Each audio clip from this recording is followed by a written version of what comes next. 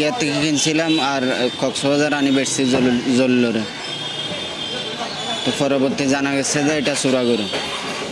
তো মালিক এসে যার গরুতে নিয়ে গেছে, আমি অপরাধী।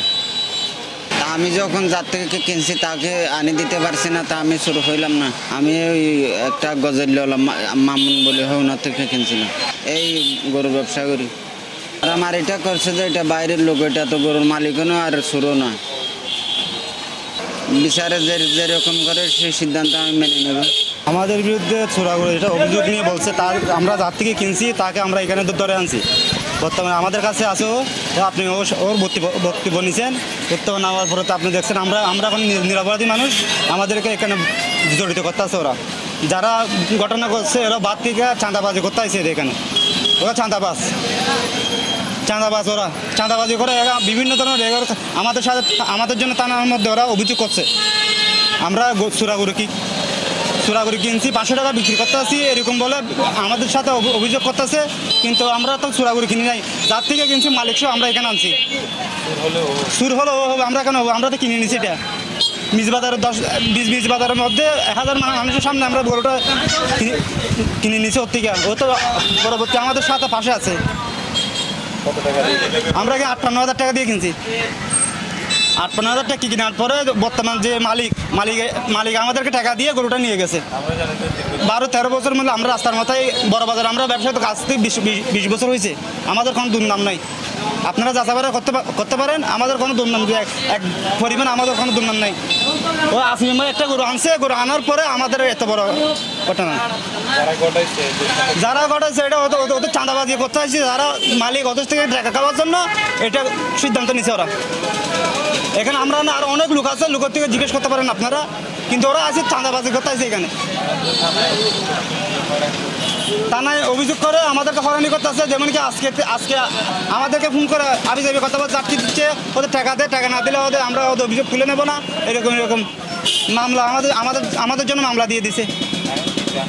আমরা চাই আমাদের যেটা মামলা হয়েছে এটা অভিযোগটা যারা তুলে নেক, আর যে সুস্থ তদন্ত যার থেকে গরু নিচ্ছি তাকে আমরা ওর হাতে গছাই দেবো, আমাদের মামলাটা খালাস করে দেব। তো আর হয়ে যেত তো আর চোরা গরু আনি বা আর বাসার গরু আনি আর বেশি বেলা দিবি।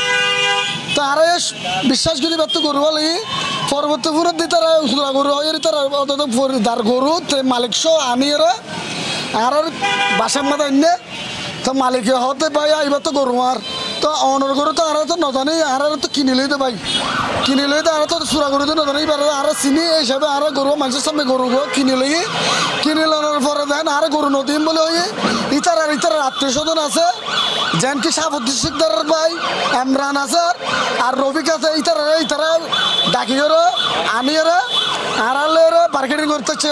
তো আর টিয়াছাড়া আর কিনে লইতে গরু আর টিয়াছাড়া কেন গরু দিম তারা আর বুঝাই দে আর টিয়া দিলে আর গরু দি ফেলাইম। তো দেন আর হয়রানি সরকার থেকে মাঝে তারা হজ্জাম মাদে ডাবার কোরআন মাদে পড়িয়ে মাথা বাচ্চাই তারা আর নামে হয়রানি করে মামলা দিয়ে আর বিনা দোষে আজকে বিগত 10-12 বছর আগে আর ব্যবসা করতে আর একটা দুর্নীতিও নাই, কিছু নাই। আর বিনা দোষে আর তারা হয়রানি করে নির্যাতন করে আর মামলা দিয়ে আর মামলা তো বিচার কেন আর মামলা তো আর যে আর বিনা দোষে কোনোদিন হস্তন্ন পরিমাণ করে আর ইতারা আরো হয়রানি করে দিয়ে আর হাতে প্রশাসন হাতে বিচার চাই। আর ছোটোবেলার থেকে আমি মাংসের ব্যবসায়ী করি, আমি ছোটোবেলার থেকেও মাংস করতে বড় হয়েছি। উনি হচ্ছে যে ওনাকে গরু এটা বিক্রি করছে, উনি হচ্ছে আমাদের একটা বড় সদর। ওনার থেকে আমরাই মাংস কিনি, আমরাই আমাদেরকেও গরু আনিয়ে উনি বিক্রি করে। আর উনি যদি অপরিচিত লোক হইতে আমরা গরু নিতাম না। উনি আমার চাচাকে বলতেছে যে আমরা গরুটি আমার বাসার গরু আমি বিক্রি করতে আসি, এটা তুমি নিবে কিনা। উনি একজন ব্যবসায়ী, অবশ্যই উনি গরু নেবে। উনি 10 টাকা লাভের জন্য ব্যবসা তো করতেছে। আর উনি তো ওনার বাসায় গিয়ে চুরি করে গরুটা আনে নাই, বাজার থেকে নিছে। উনি এসে 50 জনের সামনে থেকে গরুটা দেখায়, রাস্তার মাথার থেকে গরুটা কিনে নিছে। তো নেওয়ার পরে দেখতেছি 2-4-5 ঘন্টা পরে গরুর মালিক চলে আসছে আর কতগুলা। তাহলে ভাই তারা গরিবে দিবেলে কি হইয়ে প্রস্তুতি রেডি হইয়ে তো রেডি বার প্রতিবাদে দিয়ে দিতে গরুর যে মালিক এতে বিভিন্ন জায়গা তো হয় না নি এ বাজার গানত বিশৃঙ্খলা করি ফেললা, একটা বিরাট ধরনের একটা সমস্যা করি ফেললা। আজ এ বাজার নিয়ে গরিব না ব্যবসা কিনা ফেললা, এতে কি করছে আতঙ্ক সৃষ্টি করছে। তো ব্যবসা করছে গো ব্যবসায়ী যদি মারে আর কি ব্যবসায়ীকে চাইতে হবে না ইতারা ডেকাডেকি হইয়ার পরে কি হইয়া ভাই আমি জানি ইয়ার পরে আইফোন দেন নিলে বিষয় আব্দুল্লাহ তো ইয়ান অরিজিনাল ব্যবসায়ী ও তো সুরা ব্যবসা করে আমার জীবনের নাও শুনি আজি তারা কোনোদিন না চোরা করে তোর বিচ্ছেদ করি না এই নানা শুনি আর এটা ইয়ান তো ব্যবসা বাণিজ্য করি।